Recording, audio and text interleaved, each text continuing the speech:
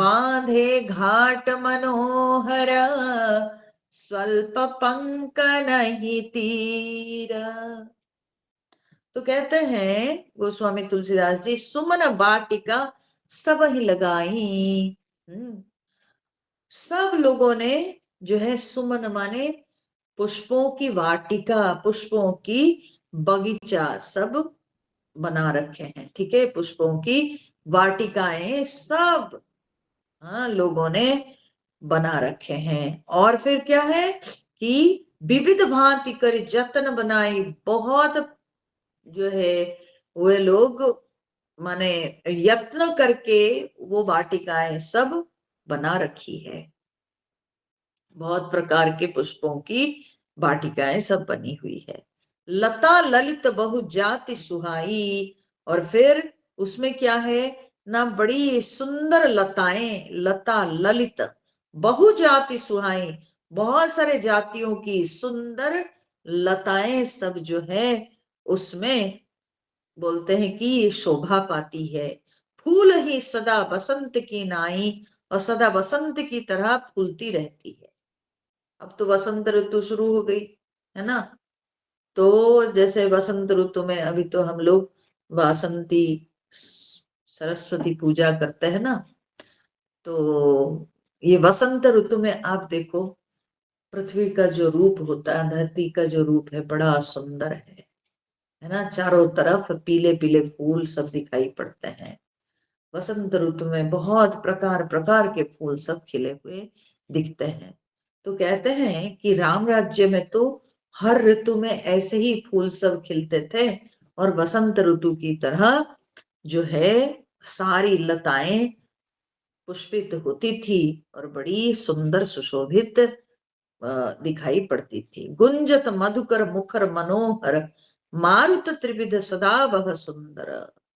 और फिर उसमें क्या है ना, बहुत सारे भौरे, वे सब मुखर मनोहर गुंजत, मतलब मुखर है ना, बड़े सुंदर जो है स्वर से, मनोहर स्वर से वे लोग जो है गुंजार करते हैं।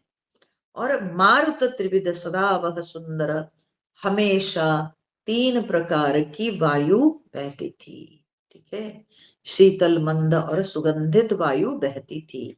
और नाना खग बालक निजी आए, और बहुत से पक्षी बालक सब जो है, बच्चे सब बहुत से पक्षियों को पाल रखे हैं। बोलत मधुर, वे पक्षी सब जो है बड़ी मधुर बोली बोलते हैं। और उड़ात सुहाए, और उड़ने से बड़े सुंदर दिखाई पड़ते हैं वे पक्षी सब। ठीक है, रंग बिरंगे पंख वाले पक्षी सब हैं, तो इसीलिए जब वे उड़ते हैं तो बड़े सुंदर दिखाई पड़ते हैं। और बच्चे लोग उन पक्षियों को पाल रखे हैं। मोर हंस सारस पारावत, भवन निपर शोभा अति पावत। बोले भवन के ऊपर, भवन निपर माने भवनों के ऊपर, घरों के ऊपर मोर, हंस, ठीक है, और सारस, और पारावत मतलब कबूतर। ठीक है, तो ये सारे जो पक्षी है, ये सब घर के ऊपर बड़ी शोभा पाते हैं। अब देखो ये हंस जो है ये जल में रहने वाले हैं, लेकिन कभी कभी उड़ के आते हैं, और उड़ के आते हैं तो कभी कभी दिखाई पड़ जाते हैं। ठीक है, अपने घर के छत पर दिखाई पड़ जाते हैं, परंतु ये रहने वाले तो जल में, ये जलचर पक्षी है, जल में रहने वाले पक्षी है। ठीक है, तो उड़ के आते हैं तो सुंदर दिखाई पड़ते हैं। जहां तहां देख ही निज परिछाही, बहुविधि कूज ही नृत्य कराही। और जहां तहां ये पक्षी सब अपनी परछाई देखकर, जहां तहां अपनी परछाई क्यों देख पा रहे हैं ये पक्षी सब, इसीलिए कि छत पर कहो चाहे घर के दीवार कहो, सब में इतनी सब मणियां सब लगी हुई है कि उसमें उनकी परछाइयां दिखाई पड़ रही है। इसीलिए ये पक्षी सब अपनी परछाइयों को देखकर बहुत जो है प्रकार से वो बोली बोलती है, और फिर नृत्य कराही बहुत नृत्य भी करते हैं। ठीक है, उनको लगता है उन सब मणियों पर जब उनकी अपनी परछाई दिखाई पड़ती है, उनको लगता है कि जैसे कि और एक पक्षी भी खड़ा है, तो इसीलिए वे नृत्य कर रहे हैं और बहुत प्रकार से मधुर बोली बोलते हैं। सुख सारिका पढ़ा वही बालक, और बालक सब जो है ना तोता मैना को पढ़ाते हैं। ठीक है, पढ़ाते हैं तो क्या पढ़ाते हैं, क्या बुलवाते हैं कि कहो, ये पढ़ाते हैं कि कहो राम रघुपति जन पालक। बालक सब जो है तोता मैना को सिखाते हैं, बोले बोलो राम रघुपति जन पालक, ऐसे बोलो। ठीक है, आजकल जो है लोग तोता पालते तो बोले बोलो मिट्ठू, वो भी बोलता मिट्ठू। ठीक है, लेकिन असलियत में पहले जो सब घरों में तोता मैना पालते थे, तो तोता मैना को भगवान का नाम सिखाते थे, बोलो कृष्ण कृष्ण। हाँ, तो उससे क्या होता था कि वो तोता मैना भी जो होते थे वो कृष्ण कृष्ण बोलते थे, तो कम से कम घर वालों के कान में भगवान के नाम जो है सुनने को मिलता था। वो ना करके आजकल जो है क्या करते हैं ना, तोता मैना अगर पालते भी है उसको बोलते हैं बोलो मिट्ठू। ठीक है, हाँ, बोलो हाय, तो ये सब सिखाते हैं। तो इसलिए इन शब्दों को सुन के वो तोता मैना के जीवन की कोई उन्नति भी नहीं, और अपने जीवन की भी कोई उन्नति नहीं। पहले तोता मैना पालते थे और उनको राम नाम सिखाते थे, उनको हरि नाम सिखाते थे, उनको कृष्ण कृष्ण सिखाते थे, और उससे वो खुद भी रटता था और फिर घर वाले भी उसको सुनते थे, तो दोनों के लिए भला होता था। परंतु अभी के लिए तो वो है नहीं, पर जो भी हो, यहाँ पर कहते हैं कि बालक सब जो तोता मैना पाल रखे हैं, वे लोग तोता मैना को ऐसे सिखाते हैं। राज दुआर सकल विधि चारू, बीथी चौहट रुचिर बजारू। बोले कि राज द्वार जो है वो सब प्रकार से बहुत सुंदर है, और बोलते हैं कि बीथी, बीथी मतलब गलियां। ठीक है, जो सब नगर के मेन रास्ता को छोड़ के जो अंदर सब गलियां होती है, तो उसको बीथी कहते हैं। ठीक है, तो गलियां, चौहट माने चौराहे, और जो है बाजार, रुचिर माने बहुत सुंदर है। ठीक है, नहीं लायक। अयोध्यापुरी की गलियां भी बहुत सुंदर थी। ठीक है, ऐसे क्या होता है शहरों में, जो मेन रोड्स होते हैं वो तो बड़े अच्छे चौड़े चौड़े रोड्स दिखाई पड़ते हैं, परंतु गलियों के अंदर जाओगे तो सारे कूड़े कचड़े सब दिखाई पड़ते हैं।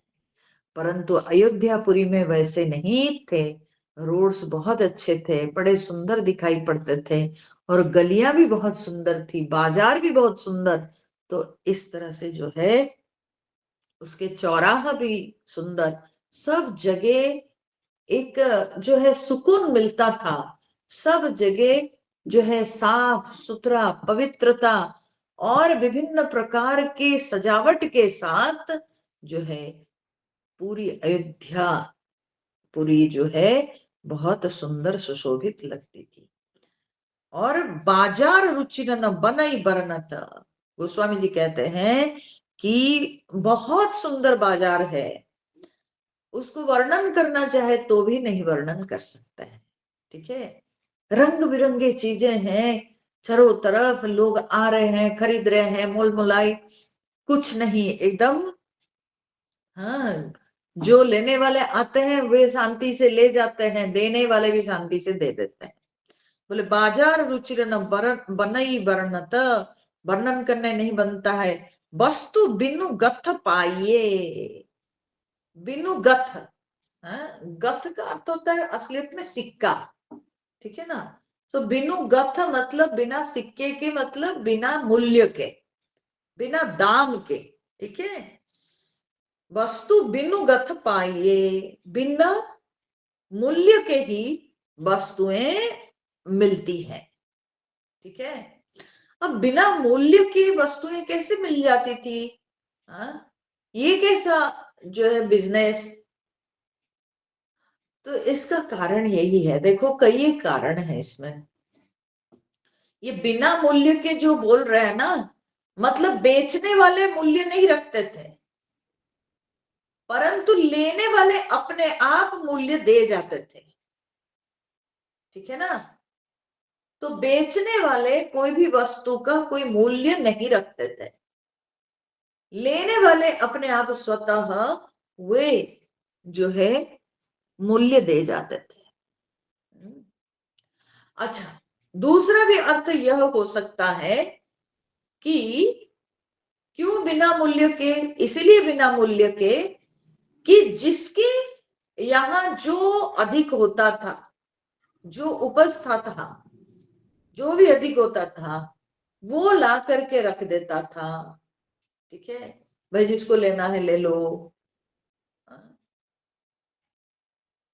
तो इस प्रकार से लोग जो है अपने फसल कहिए या तरह तरह के जो है उपज, वो सब रख देते थे, और जो लेने वाले जरूरतमंद है वो ले जाते थे, तो बिना मूल्य के।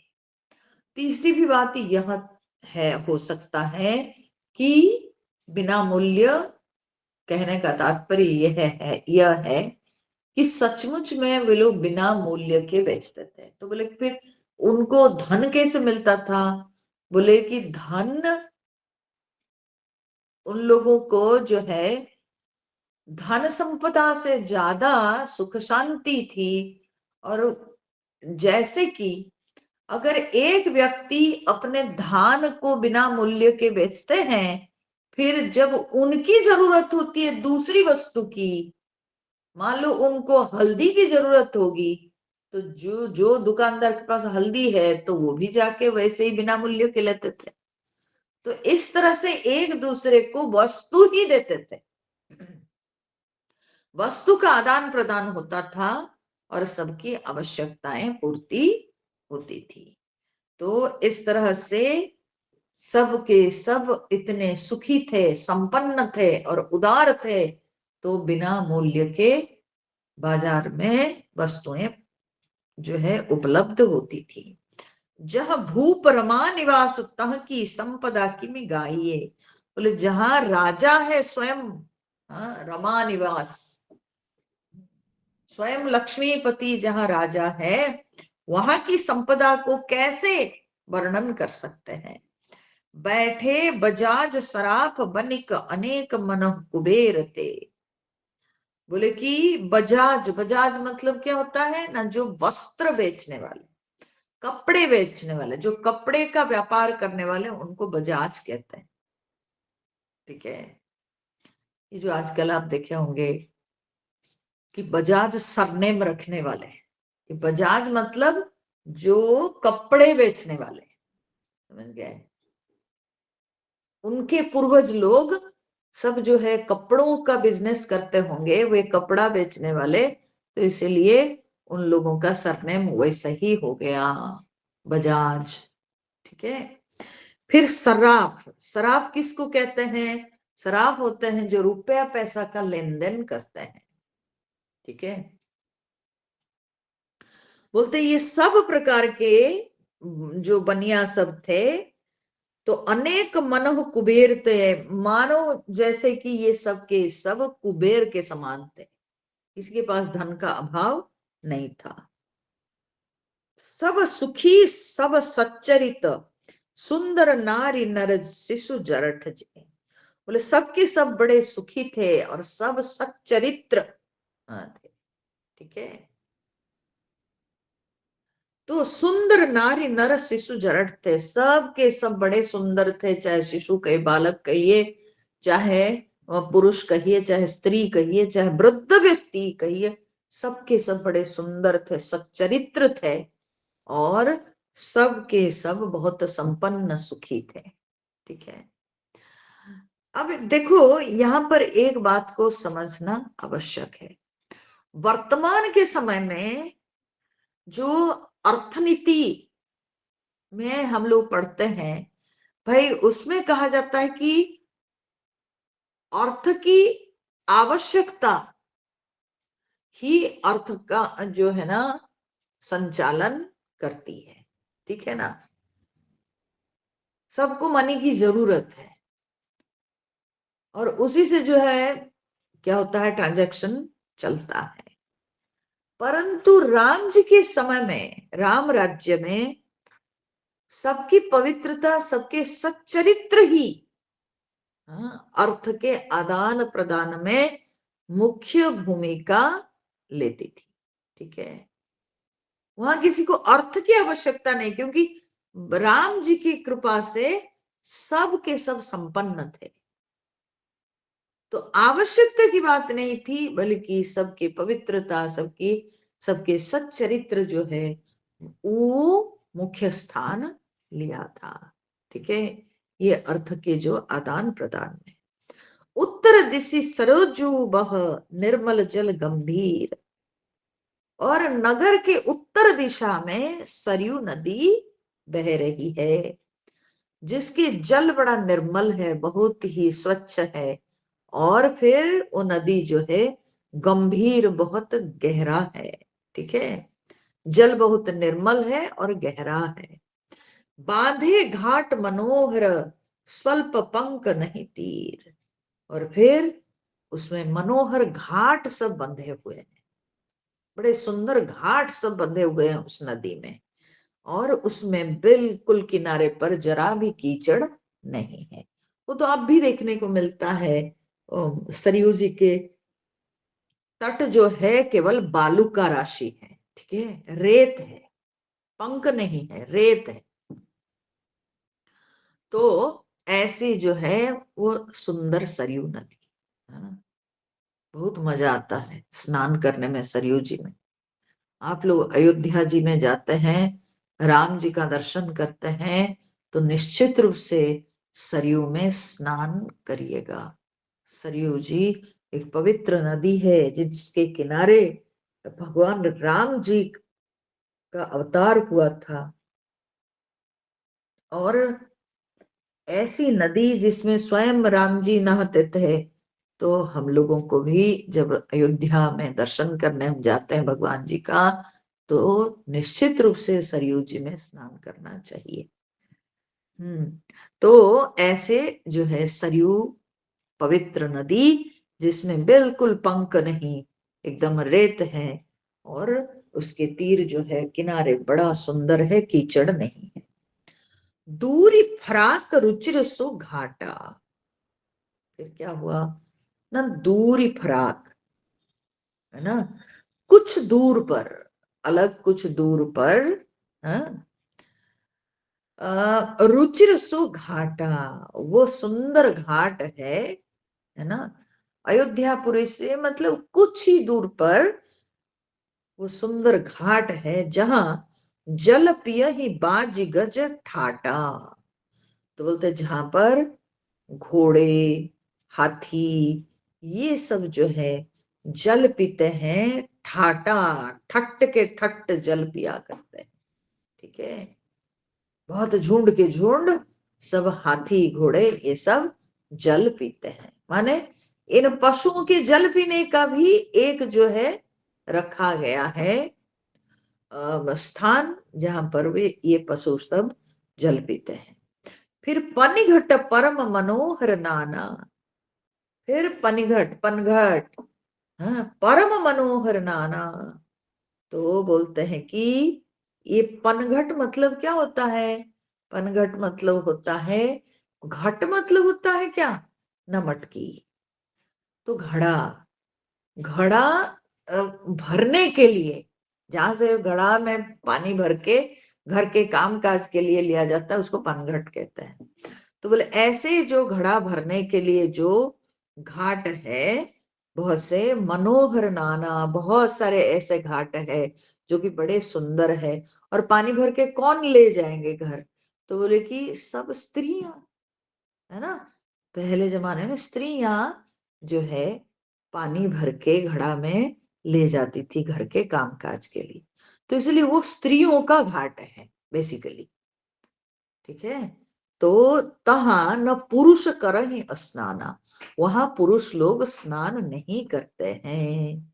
ठीक है, राजघाट सब विधि सुंदर बर, और राजघाट तो सब प्रकार से बहुत सुंदर है, और बर मतलब श्रेष्ठ भी है। वहां पर मज्ज ही तहां वर्ण चार्यु नर, जहां चारों वर्णों के पुरुष स्नान करते हैं। देख रहे हो राम राज्य में कैसे, हाँ, कितनी स्वतंत्रता थी, और जो है उनका, हाँ, समान स्थान था, कोई भेदभाव नहीं था। तो चार वर्ण के लोग राजघाट में स्नान करते थे। ठीक है, राजघाट कहने का अर्थ है वो घाट जो बहुत बड़ा प्रशस्त लंबे चौड़े पूरा बना हुआ था, तो वैसे जगह में जहां पर बहुत लोग स्नान कर सकते थे, चारों वर्णों के लोग जो है वहां पर स्नान करते थे। तीर तीर देवन के मंदिर, और उस सरयू नदी के मतलब किनारे किनारे देवताओं के बहुत सारे मंदिर हैं। चहुदिशि तिन के उपवन सुंदर, जिनके चारों ओर बहुत सारे सुंदर बगीचे हैं। ठीक है, कहूं कहूं सरिता तीर उदासी, और नदी के किनारे कहीं कहीं क्या है, बोलते हैं कि उदासी बस ही ज्ञान रत मुनि सन्यासी, कहीं कहीं उदासी मतलब विरक्त। ठीक है, वैरागी, वैरागी और ज्ञान रत ज्ञान परायण मुनि और सन्यासी लोग कहीं कहीं निवास भी करते हैं सरयू नदी के किनारे किनारे। मतलब केवल ऐसा नहीं कि मंदिर हैं या जो है बगीचे हैं, ऐसी बात नहीं, कहीं कहीं मुनि ऋषि लोग भी अपने आश्रम बना के निवास करते हैं। ऐसे पवित्र नदियों के तट पर, चाहे आप सरयू नदी बोलिए, चाहे यमुना जी बोलिए, चाहे नर्मदा नदी, चाहे गंगा जी बोलिए, तो ये सब नदियों के तट में मुनि ऋषि लोग अपनी साधना करते हैं, कुटी बना करके रहते हैं और उसमें अपनी साधना करते हैं। तो तीर तीर तुलसी का सुहाई, और सरयू जी के किनारे किनारे तुलसी का सुहाई, बड़े सुंदर जो है तुलसी के झुंड, हाँ ऐसे पेड़ हैं। आजकल तो लोगों को तुलसी का जो है पेड़ देखने को नहीं मिलता है। लोग फूल के बगीचा बनाएंगे लेकिन उसमें एक तुलसी के जो है पौधा रखेंगे नहीं। हाँ, बड़ी मूर्खता है। बहुत लोग हमारे पास आते हैं यहाँ पर, आके बोलेंगे हमको कुछ तुलसी पत्ते दीजिए। तो मैंने कहा आप अपने घर में नहीं रखे हैं? बोले नहीं रखे हैं। मैं बोले यहाँ क्यों आ जाते हैं? तो बोले कि यहाँ आश्रम है, आपके पास तो होगा। हम बोले ये कोई बात हुई कि आश्रम है तो आपके पास होगा? तो आप अपने घर को आश्रम जैसे बनाओ। तुलसी पौधा लगाने के लिए कौन सी जगह चाहिए? एक जो है गमले में मिट्टी रखो, तुलसी पौधा लगाओ। हाँ, क्या बताएं, वर्तमान की जो है ना लोगों की ऐसी जीवन शैली हो गई है जिसमें कोई पवित्रता नहीं है। पहले घर घर में लोगों के द्वार पर जो है तुलसी का जो है ना तुलसी का पूजन होता था। अभी भी बहुत लोग करते हैं, ऐसी बात नहीं है कि नहीं करते हैं, अभी भी बहुत लोग करते हैं। ठीक है, और माताएं तो स्नान करके निश्चित रूप से तुलसी जी में जल देगी और पूजन करेगी। पर आजकल की औरतें पढ़ी लिखी हो गई, सबको नौकरी के चक्कर, ठीक है, और वो नौकरी के लिए ऑफिस दौड़ने के चक्कर में वो अपने सारे धर्म खो चुकी है। ठीक है, सब धर्म खो चुकी है, बेच बाच के पता नहीं चूल्हा में सब जला चुकी है। तो अभी के समय में चाहे पुरुष कहो चाहे स्त्रियां कहो, अपने अपने धर्म को सब खो चुके हैं। पर ये जो है ना हमारी सनातन संस्कृति में ये माताओं के लिए ये एक जो है नियम होता था। स्नान करके आएगी, सूर्य भगवान को जल देगी, तुलसी जी में जल देगी, तुलसी जी का जो है ना पूजन करेगी, फिर तुलसी पत्ता लेके जाएगी और भगवान जी की पूजा करेगी, भगवान जी को चढ़ाएगी। परंतु आजकल तुलसी पौधा तो घर में रखे नहीं तो जल कैसे देंगे। तुलसी जी के पूजन सबके जीवन से दूर हो गया है।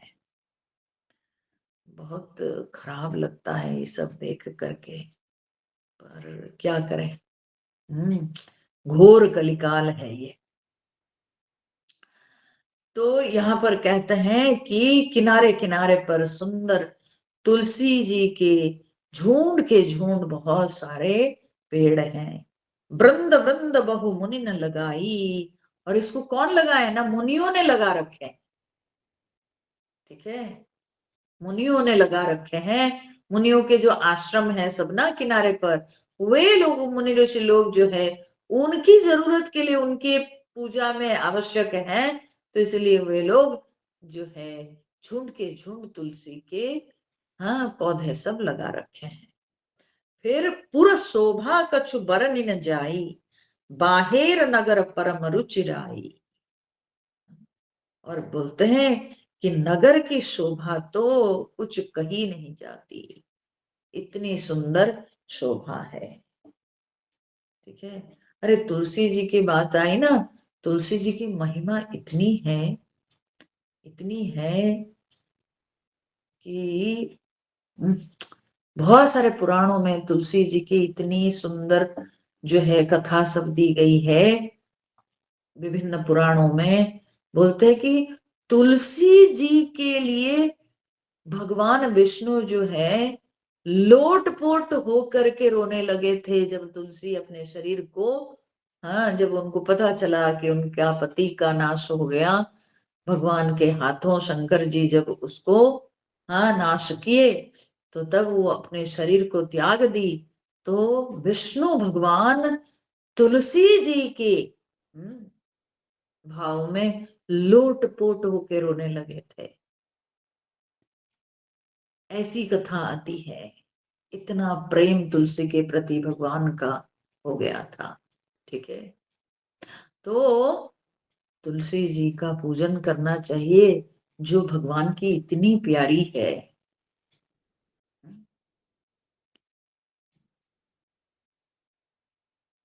पुर शोभा कछु बरन न जाई। फिर गोस्वामी जी कहते हैं पुर की शोभा तो कुछ वर्णन ही नहीं कर सकते, इतनी सुंदर। और बाहेर नगर परम रुचिराई, नगर के बाहर भी, ये तो नगर के अंदर जितना सुंदर, नगर के बाहर भी बोलते परम रुचिराई, बहुत सुंदर है। ठीक है, देखत पुरी अखिल अघ भागा, और अयोध्यापुरी को देखते ही, बोलते हैं कि दर्शन करते ही सारे पाप भाग जाते हैं, संपूर्ण पाप भाग जाते हैं। वन उपवन बापिका तड़ागा, बोलते हैं कि वहां माने अयोध्यापुरी में बहुत सारे वन है, उपवन माने बगीचा है, बापिका मतलब बावलियां है, और तड़ाग माने तालाब सुशोभित है, बहुत सारे। ठीक है, वन उपवन बापिका तड़ागा, और बापी तड़ाग अनूप कुप मनोहरायत सोबही, बोले बड़े सुशोभित हैं सब। कौन बोलते हैं, नगर में अयोध्यापुरी में जगह जगह बापी तड़ाग, बापी है और तालाब है, अनूप कुप मतलब बहुत सारे कुआं है। ठीक है, माने कुआं बावलियां और तालाब, ये सब जगह जगह बहुत है। देखो पहले क्या होता था ना, राजा लोग ये सब बनवाते थे प्रजाओं की सुविधा के लिए। ठीक है, किसी को पानी की कोई तकलीफ ना हो तो गांव गांव में राजा लोग ये देखकर प्रजाओं की सुविधा के लिए सब तालाब खुदवाते थे, ठीक है, कुआं बावलियां ये सब बनवाते थे। ये सब स्मार्त कर्म में आता है, ठीक है। कुआं बावलियां तालाब खुदवाना ये सब स्मार्त कर्म में आता है कि दूसरों की सुविधा के लिए आप कर्म करते हो, समाज के लिए सुंदर व्यवस्था करते हो, ये स्मार्त कर्म है, ठीक है। हमारे शास्त्र में श्रौत कर्म और स्मार्त कर्म का वर्णन है, तो ये स्मार्त कर्म में आता है, लोगों के कल्याण के लिए, लोगों की सुविधा के लिए। और राजा का तो ये धर्म है, राजा का तो ये कर्तव्य है। तो इसलिए अयोध्यापुरी में भी ऐसे बहुत जगह ये सब देखने को मिलते थे। माने इट शोज दैट कि राजा जो है अपना धर्म पालन करते थे, लोगों को इतनी सुविधा में रखे थे। तो ये सब भी बोलते हैं मनोहर आयत सोहई, बोले बड़े सुंदर थे। और आयत कहने का अर्थ है बहुत प्रशस्त, लंबे चौड़े सब तालाब, छोटे नहीं थे, बड़े बड़े तालाब सब। अभी भी कई जगह आप जाओगे ना तो देखोगे बड़े बड़े तालाब, पता नहीं पूर्वज लोग कभी बनाए थे। आजकल तो लोग तालाब में मिट्टी भर दे रहे हैं, मिट्टी भर के वहां पर जो है बड़े बड़े क्या बोलते हैं कि सब अपार्टमेंट्स ये सब बना देते हैं। हाँ। और उसी के चलते आजकल जो है पानी का प्रॉब्लम हो रहा है, क्योंकि जमीन में पानी जाएगा कैसे? जमीन में पानी जाएगा नहीं, जल का स्तर बनेगा नहीं, तो पानी मिलेगा कहां से? ठीक है। आजकल सब जो है कुआं भर दे रहे हैं, तालाब को भर के लोग घर खड़ा कर देते हैं। लोगों को लगता है अरे इतने बड़े बड़े तालाब सब बेकार जो है जगह ले रखे हैं। अरे बाबा नहीं, उससे जल का स्तर बनता है, ठीक है, वाटर लेवल जो है बनता है, और तभी पानी का प्रॉब्लम नहीं होता है। तो ऐसी जो है व्यवस्था पहले होती थी, लंबे चौड़े प्रशस्त ऐसे कुआं तालाब बावलियां ये सब होती। सोपान सुंदर, और वो जो तालाब सब थे उसमें बड़े सुंदर सोपान सब, सीढ़ियां बनी हुई। नीर निर्मल, और जल भी बड़े स्वच्छ निर्मल। देख सुर मुनि मोहही, और ये सब मुनि ऋषि लोग उस सबको देख करके मोहित होते थे। बहुरंग कंज अनेक खग कूज ही मधुप गुंजार ही, और वो सब में बोलते हैं तालाबों में बहुत रंग बिरंगे सब कंज मने कमल फूल खिले हुए, अनेक खग कूज ही, और उसमें बहुत सारे पक्षियां जो है वो सब ये करते हैं, क्या बोलते हैं, बोलते हैं। और मधुप गुंजार ही, और भंवरे सब जो है गुंजार करते हैं।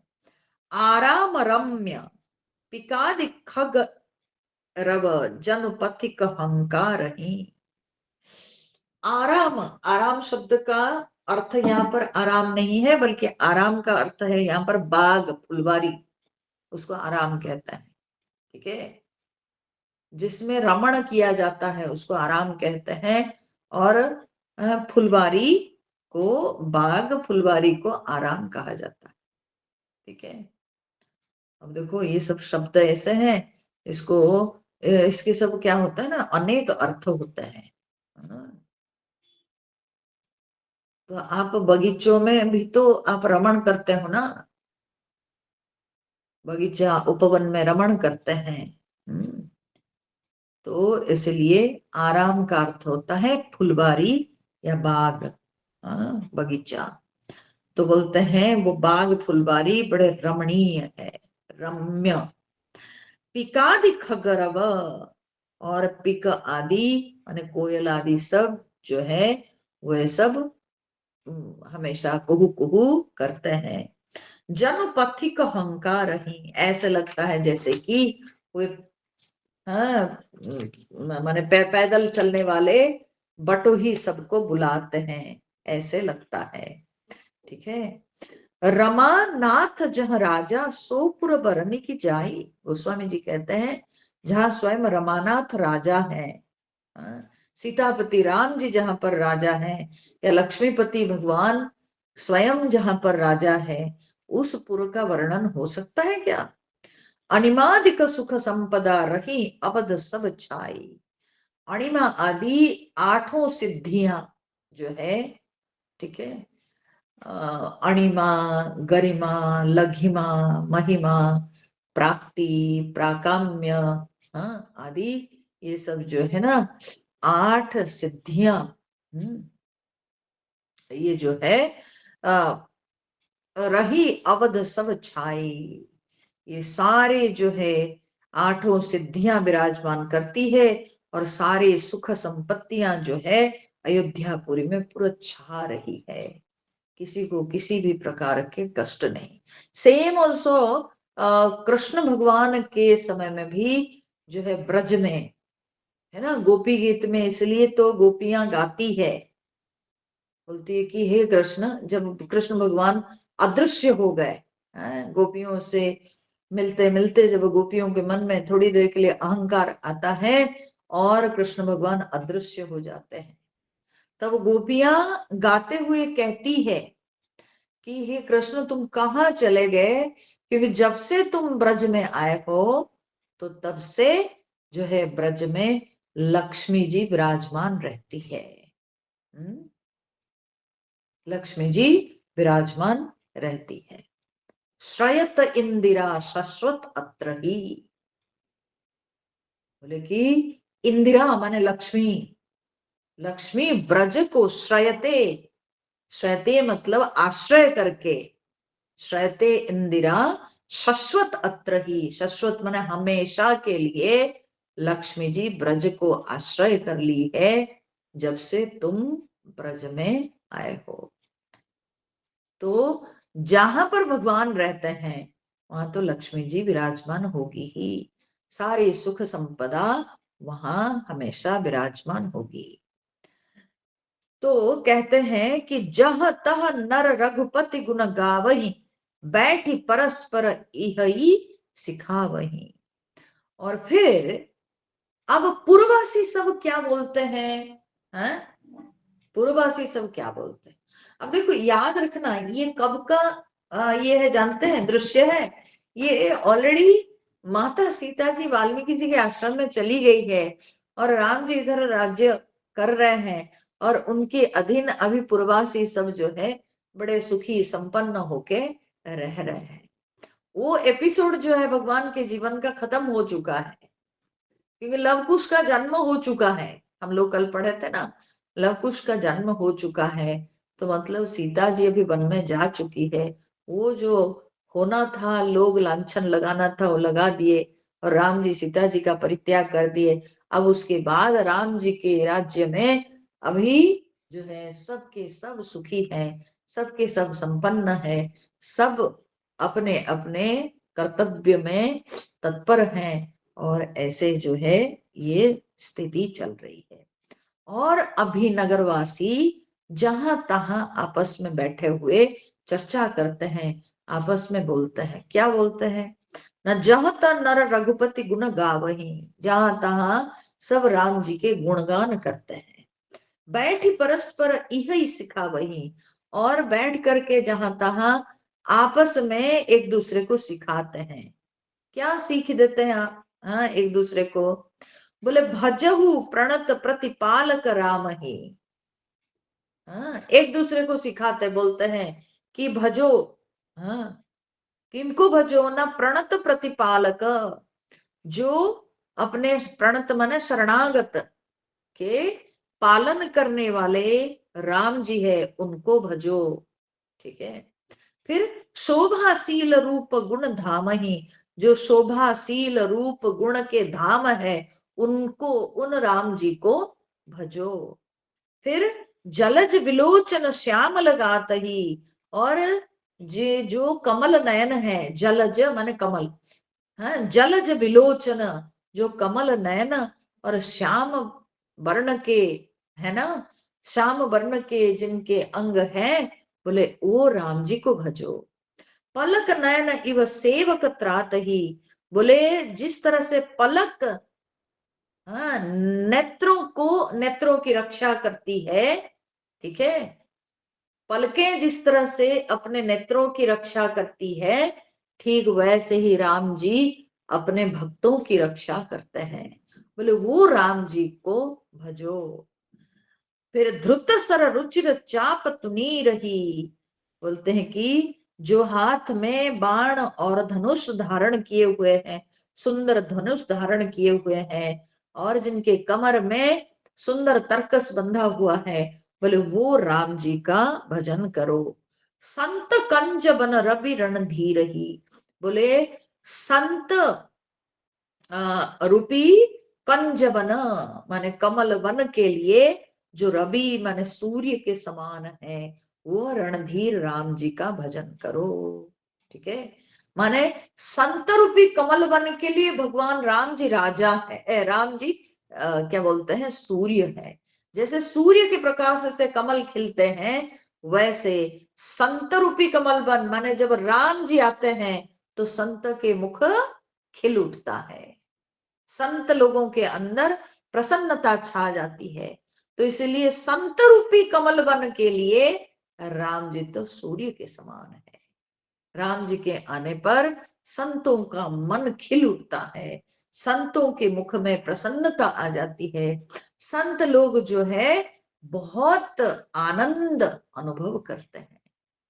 तो इसलिए संत रूपी कमल वन के लिए राम जी तो बिल्कुल सूर्य के समान है। वह राम जी को भजो।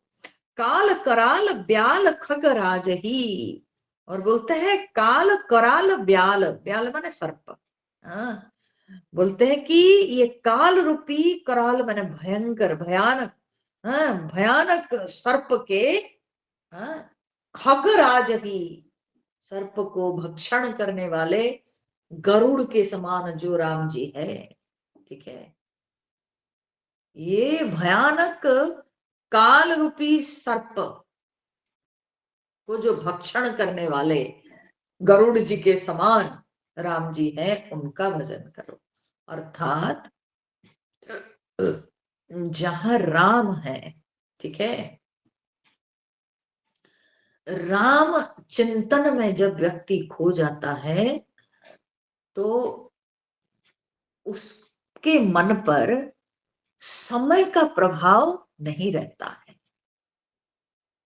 तो समय का प्रभाव नहीं रहता है, अर्थ क्या है ना, उसको कि मेरी मृत्यु हो जाएगी किसी समय, ये भाव उसके अंदर नहीं रहता है। तो वो समय के प्रभाव से ऊपर उठ जाता है, काल के प्रभाव उस पर नहीं पड़ता है। काल के प्रभाव से सबसे बड़ा ये क्या होता है ना, काल के प्रभाव से हम सब लोग घबराए रहते हैं कि हमारी उम्र हो रही है, हम मर जाएंगे। ठीक है, हमारे पास ज्यादा समय नहीं है। परंतु जो राम भजन में लिप्त रहते हैं, मग्न रहते हैं, उनको ये सब चिंता कभी आती नहीं। क्यों? क्योंकि मरने के बाद भी राम जी के आश्रय, और मरने से पहले भी राम के चरण का आश्रय ले लिए हैं। तो क्या फर्क पड़ता है अगर मृत्यु आ भी जाए। ठीक है, तो इसीलिए जो लोग भगवान राम जी की शरण में रहते हैं, उनको ये काल रूपी भयानक सर्प का प्रभाव नहीं पड़ता है। वो काल रूपी सर्प को नाश करने के लिए, जैसे कि राम नाम राम चिंतन, वो गरुड़ जी के समान है। गरुड़ सांप को खा जाता है ना, तो गरुड़ जी के समान जो है राम जी हो जाते हैं। तो इसलिए कहते हैं वो राम जी को स्मरण करो। नमत राम अकाम ममता जही, बोलते हैं कि निष्काम, अकाम माने निष्काम भाव से, नमत राम, निष्काम भाव से प्रणाम करते ही क्या होता है ना, ममता जही, जो मन के अंदर ममता का नाश कर देते हैं, वो राम जी का भजन करो। जो राम जी को निष्काम भाव से स्मरण करने से, नमस्कार प्रणाम करने से मन के अंदर जो ममता का बंधन है, वो बंधन का नाश कर देते हैं। तो उस राम जी का भजन करो। ये सब आपस में लोग चर्चा करते हैं, जहां तहां एक दूसरे को सीख देते हैं, अर्थात सबके अंदर एक ही भाव है कि राम जी का भजन करो। ठीक है, राम जी का भजन करो। हाँ, वो राम जी वे कौन है, सब जैसी जैसी जिसकी दृष्टि है, वो राम जी को उस प्रकार से व्यक्त कर रहे हैं, वो राम जी को उस प्रकार से वर्णन कर रहे हैं।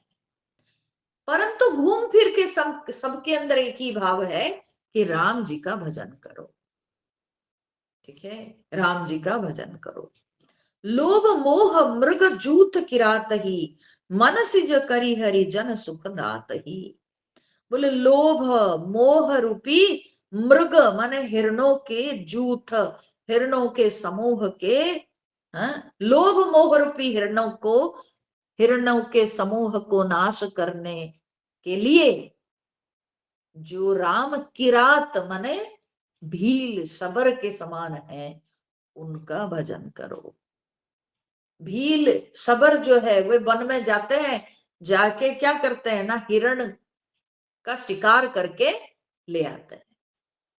ठीक है, तो यहां पर हिरण सब कौन है, तो बोलते हिरण सब है लोभ मोह आदि। काम क्रोध लोभ मोह, ये सब जो षड रिपु है, शत्रुएं हैं, ये सब जो है हिरण के समान है। और इन शत्रुओं को, इन जो है बोलते काम मद मोह रूपी ये हिरण सबको नाश करने के लिए राम जी तो भील या शबर के समान है। वो राम जी का भजन करो।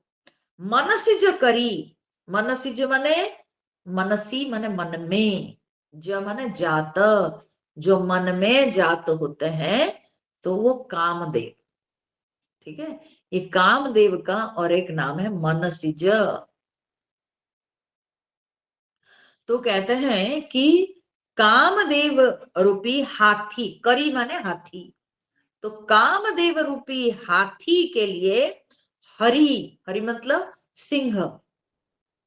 ठीक है, तो काम रूपी हाथी के लिए जो सिंह के समान है, जो अपने जन सुखदात ही, जो अपने भक्तों को, अपने सेवकों को सुख प्रदान करते हैं, वह राम जी का भजन करो।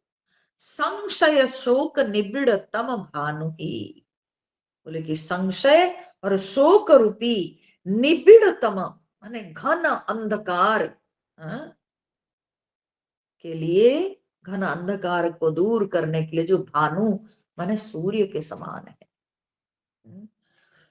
तो वो राम जी का भजन करो। दनुज गहन घन दहन कृषानुही, और फिर दनुज, दनुज मतलब होते हैं राक्षस, राक्षसों के गहन घन, राक्षसों के घने, गहन माने वन, तो राक्षसों के घने वन को दहन करने के लिए, जला देने के लिए, राक्षस रूपी गहन वन को जलाने के लिए जो कृषाणु, कृषाणु मतलब है कि अग्नि, जो अग्नि के समान है, वह राम जी का भजन करो। जनक सुता समेत रघुबीर ही, कसन भजहु भंजन भव भीरही।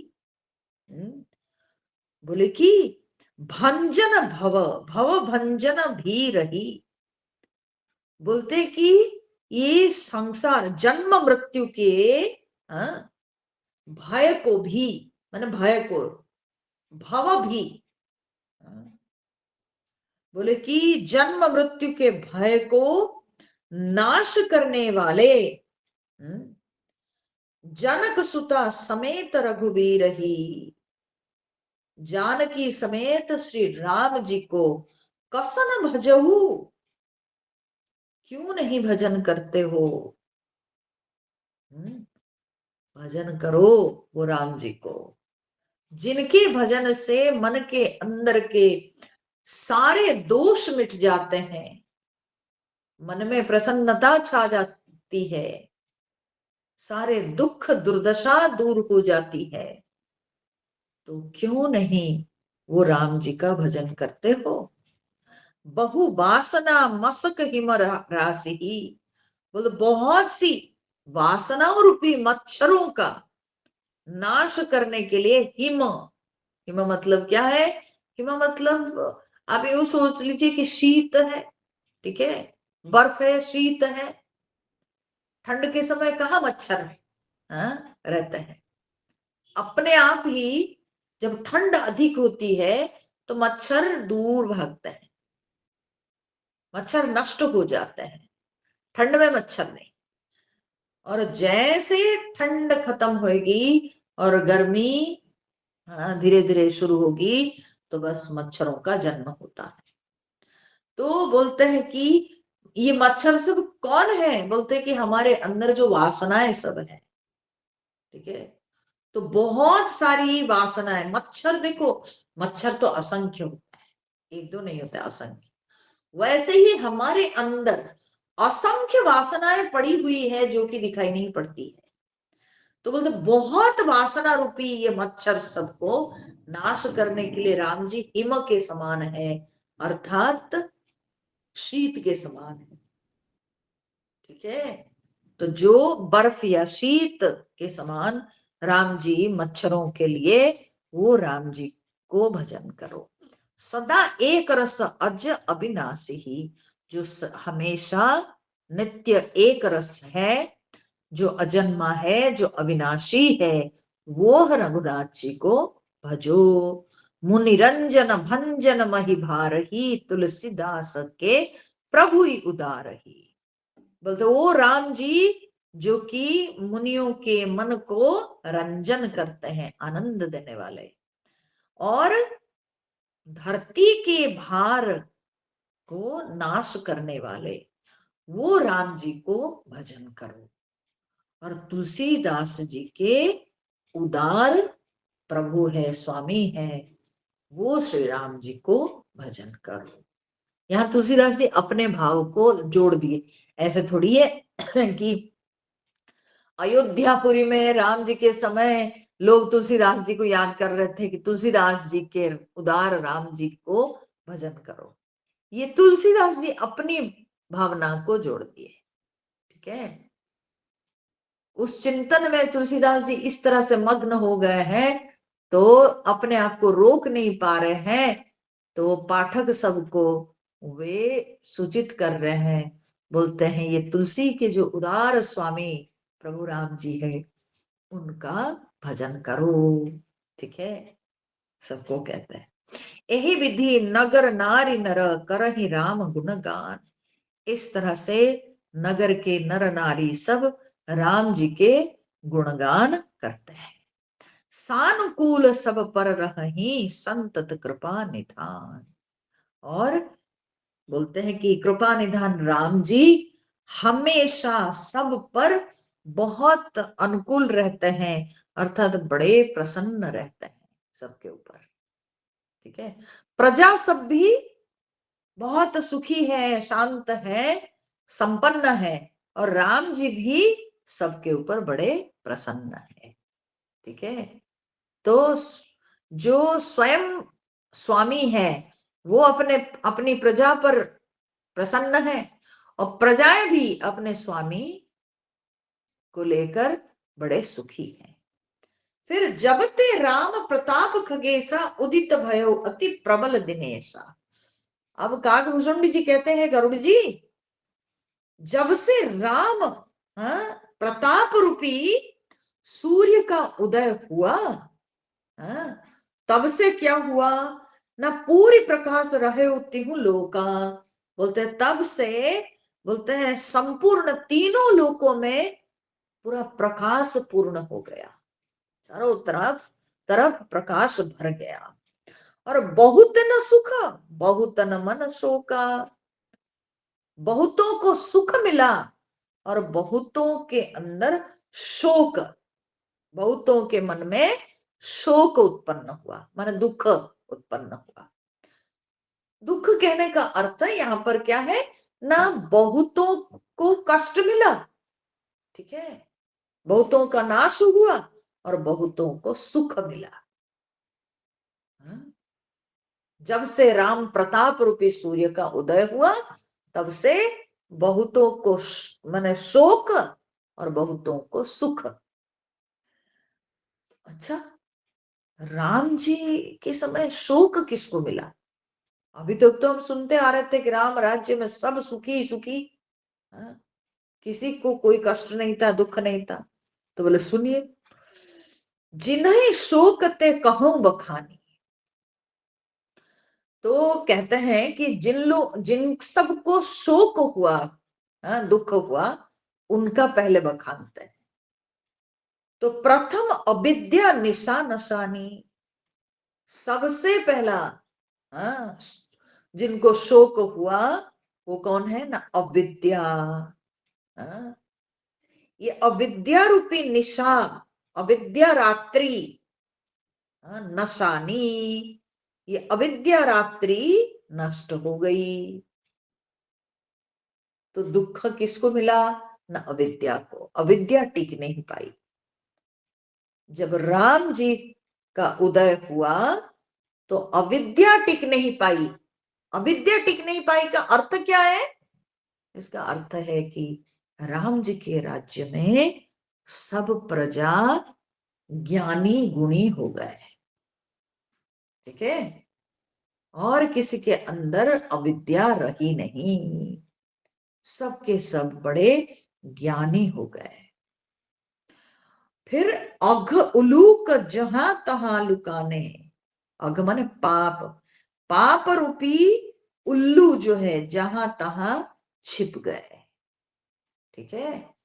तो पाप रूपी उल्लू वे भी टिक नहीं पाए, ठीक है। तो पहले तो अविद्या रूपी रात्रि नष्ट हो गई।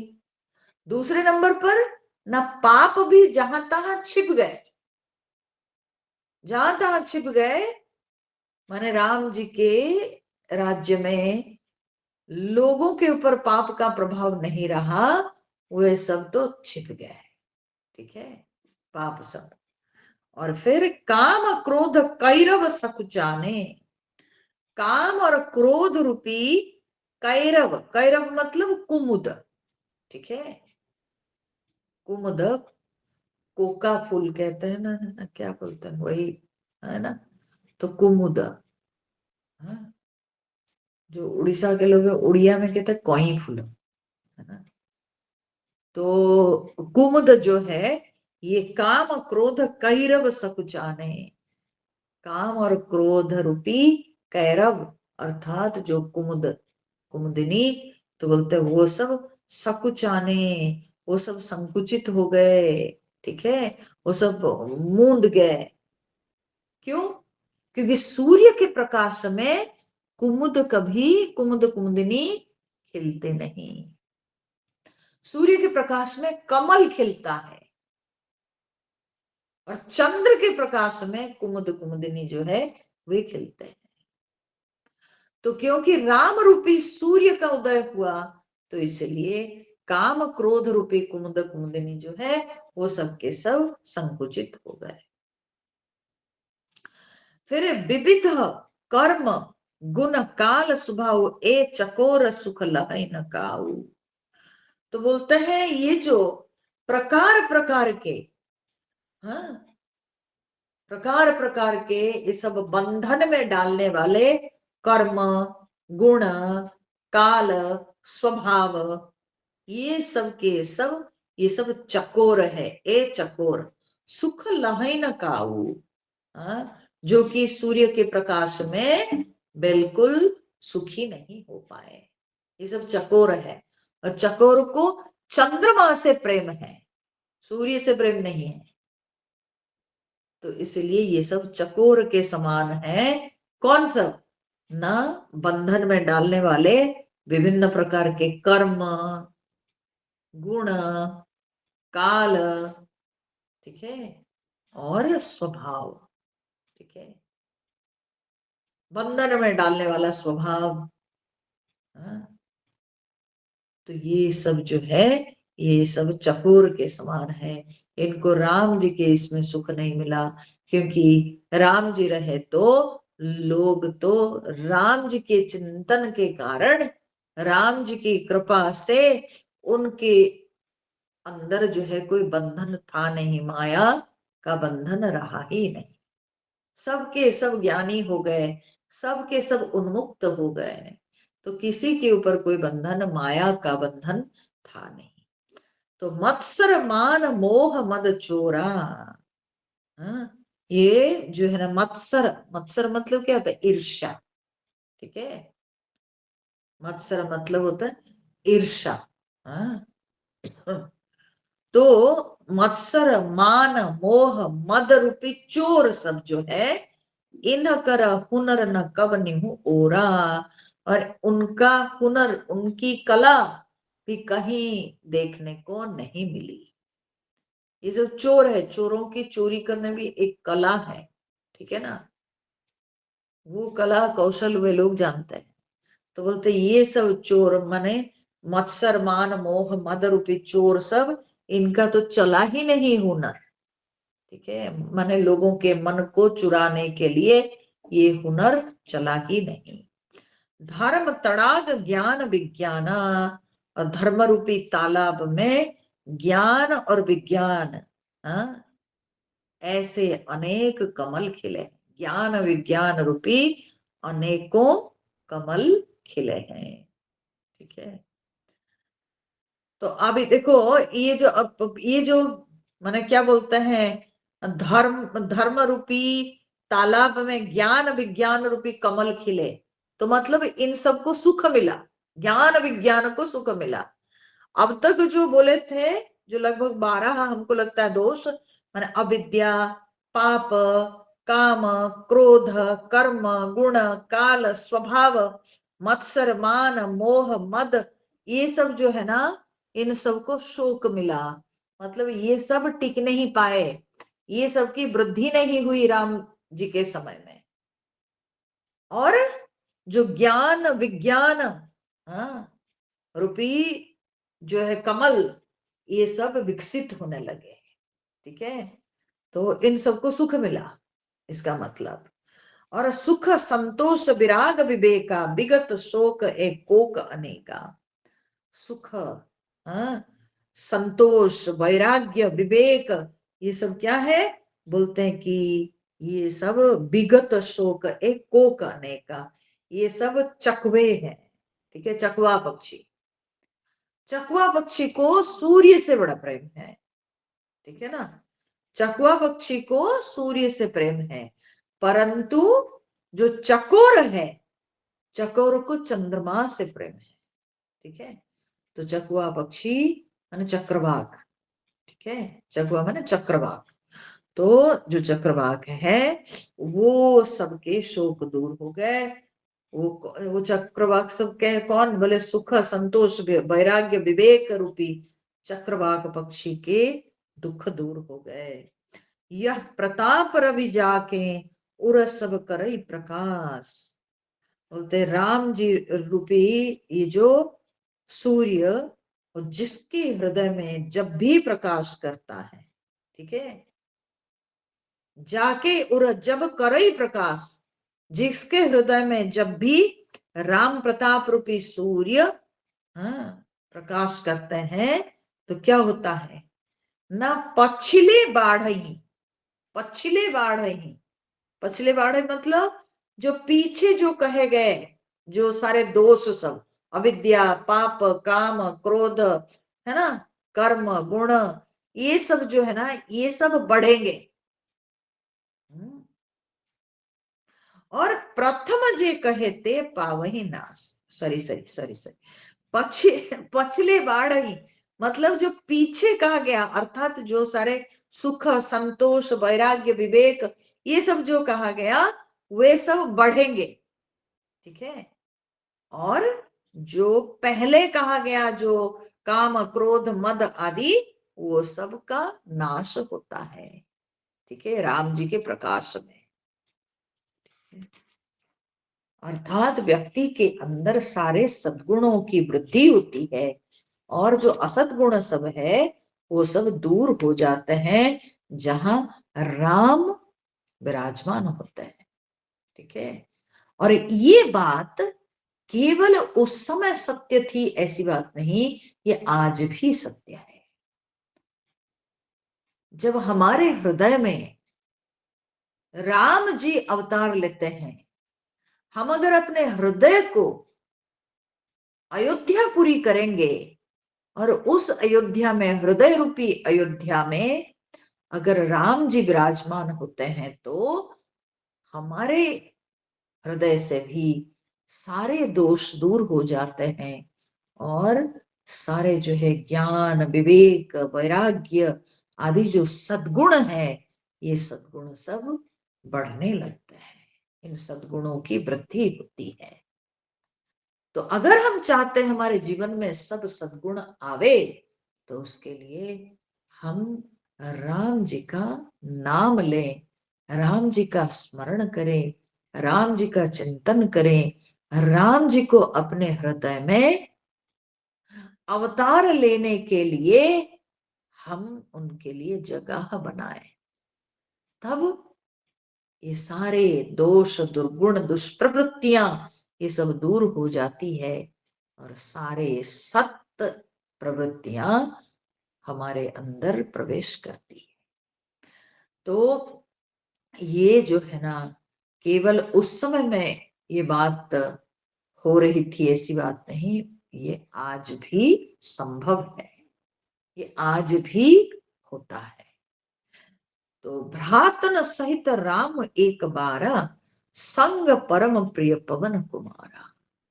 अब एक दिन की बात है, भाइयों के साथ राम जी अपने परम प्रिय पवन कुमार हनुमान जी को साथ लिए, सारे तीनों भाइयां और साथ हनुमान जी को साथ लिए भगवान एक बार जो है सुंदर उपवन देखन गए।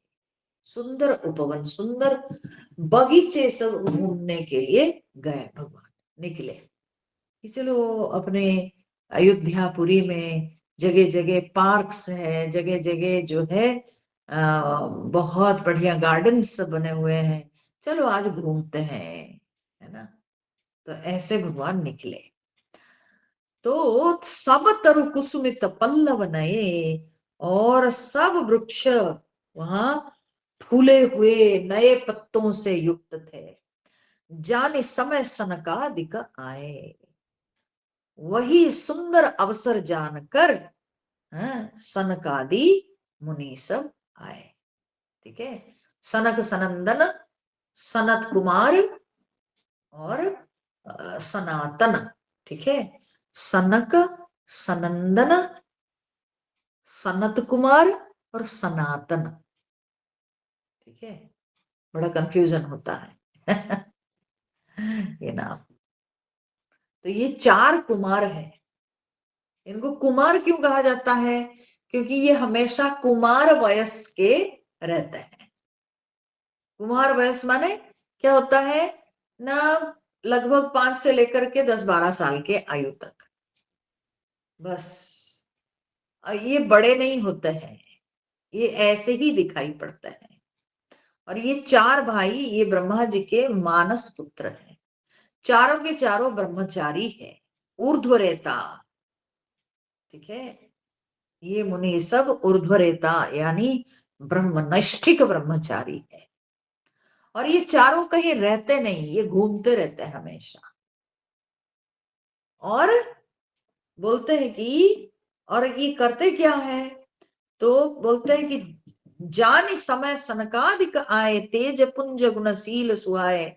ये सब तेजों के, तेज के पुंज और बड़े सुंदर गुण अलशील से युक्त, हाँ, ऐसे सदा जो है ब्रह्मानंद सदा लय लीना, हमेशा ब्रह्मानंद में लवलीन रहते हैं।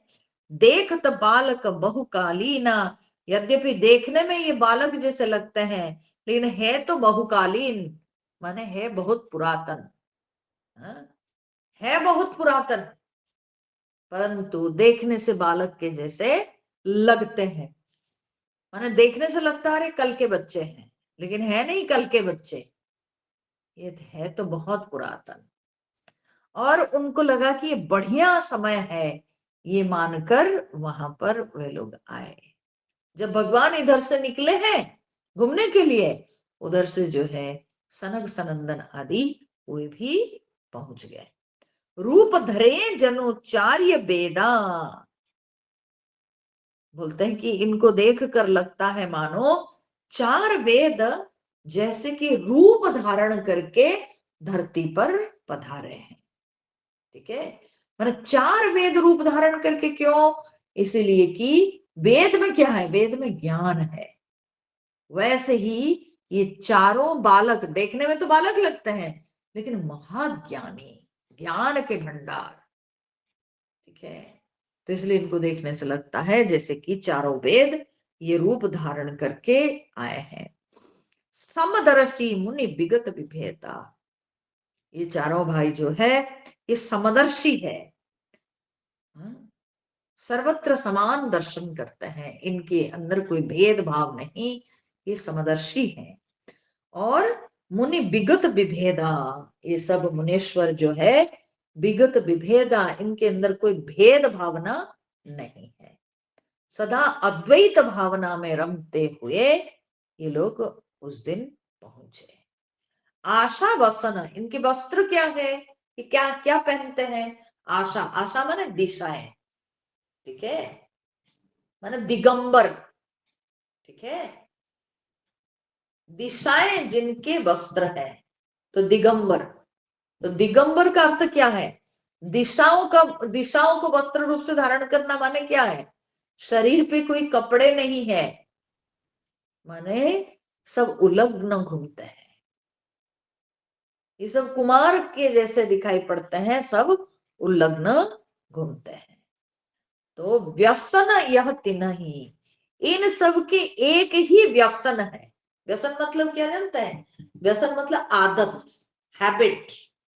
ठीक है, माने नॉर्मली हम लोग व्यसन यूज करते हैं, जो कभी कभी क्या होता है ना, आदमी अपने कोई कोई बैड हैबिट्स, ठीक है, तो बोलते हैं यूं कहो इन सबकी जो हैबिट्स है, एक ही हैबिट है। वो क्या है?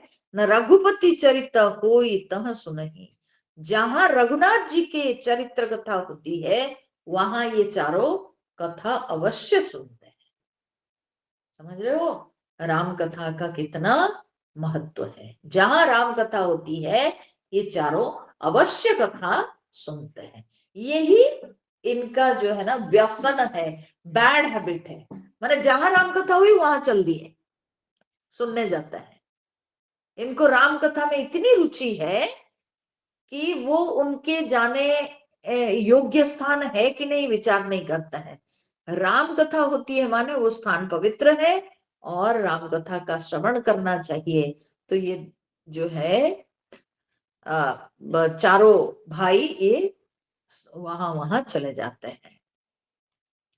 तो तहां रहे सनकादि भवानी। हाँ, शंकर जी कहते हैं माँ पार्वती जी को, बोलते हैं भवानी सनकादि मुनि वहां गए थे। कहाँ गए थे? बोले जहां घट संभव मुनिवर ज्ञानी। बोले जहां पर घट संभव माने कुंभोज, कुंभोद्भव अगस्त्य मुनि, ज्ञानी मुनिवर अगस्त्य जी जहां रहते थे, वहां पर ये सनक सनंदन आदि गए हुए थे, उनसे मिलने।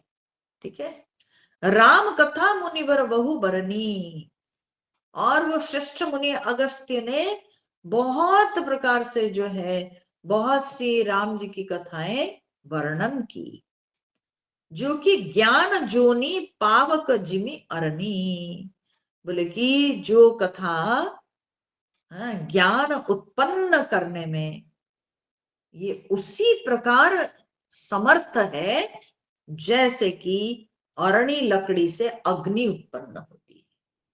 ठीक है, जैसे अरणी माने दो लकड़ी को जो घर्षण करके पहले पुरातन काल में अभी भी कहीं कहीं ऐसे जो है ना बड़े ऑथेंटिक हवन क्रिया कर्म करते हैं, तो वो लकड़ी को घीस करके अग्नि निकालते हैं और वही अग्नि से जो है हवन क्रिया प्रारंभ की जाती है। तो वो जो लकड़ी को घिसते हैं ना, वो जो दो ऊपर नीचे की लकड़ी उसको अरणी कहते हैं। तो बोलते हैं कि जैसे अरणी को घिसने से अग्नि प्रकट होती है, तो बोले कि वैसे ही ये राम जी की कथा जो अगस्त्य मुनि ने की और ये सनक सनंदन जी सुनने गए थे, तो बोलते हैं ये राम कथा भी ठीक वैसे ही ज्ञान उत्पन्न करने वाली कथाएं हैं। ठीक है, उसी को सुनने के लिए सनक सनंदन जी गए हुए थे और श्रवण करके लौट रहे थे, और इधर से भगवान राम जी अपने भाई और हनुमान जी के साथ जा रहे थे। तो देखे राम मुनि आवत हर्ष दंडवत किए। राम जी जब देखे कि अगस्त्य मुनि आ रहे हैं, तो उनको देखकर बड़े हर्षित होकर दंडवत प्रणाम किए। स्वागत पूछ पीत पट, और भगवान उनको स्वागत करते हुए उनके बैठने के लिए भगवान क्या किए न, अपने जो पीत, जो उत्तरी जो वस्त्र भगवान के शरीर पर था, भगवान क्या किए उसी को बिछा दिए। क्योंकि भगवान तो अभी अपने घर में नहीं है ना, भगवान तो भी घूमने के लिए निकले थे, तो रास्ते में मिल गए अगस्त्य जी।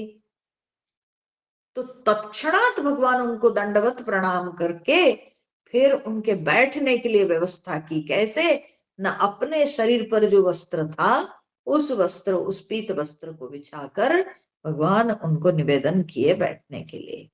स्वागत पूछी पीत पट, प्रभु बैठन कह दीन।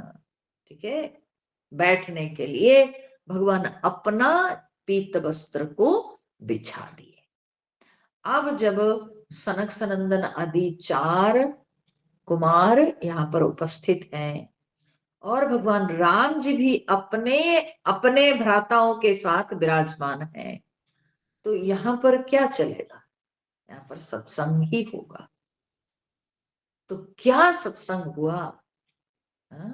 जहां पर ऐसे महाज्ञानी सनक सनंदन आदि ये 4 भाई, ये महाज्ञानी है।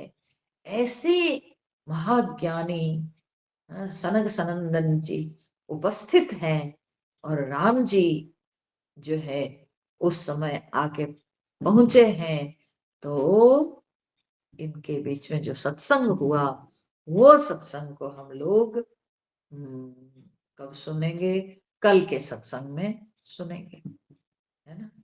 कल तो बुधवार है, तो कल हम लोग श्रवण करेंगे। तो आज के लिए हम लोग सत्संग को यहीं रखें।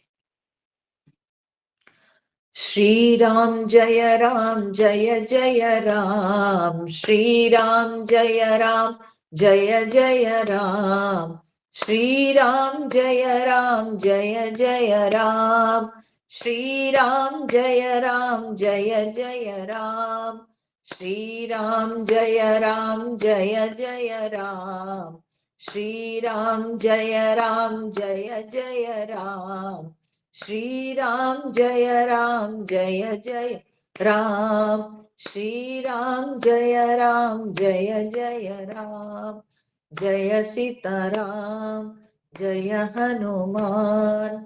बोलिए सियावर रामचंद्र की जय, पवन सुत हनुमान की जय, उमापति महादेव की जय, बोलो भाई सब संतन की जय। ओम पूर्णमदः पूर्णमिदं पूर्णात् पूर्णमुदच्यते, पूर्णस्य पूर्णमादाय पूर्णमेव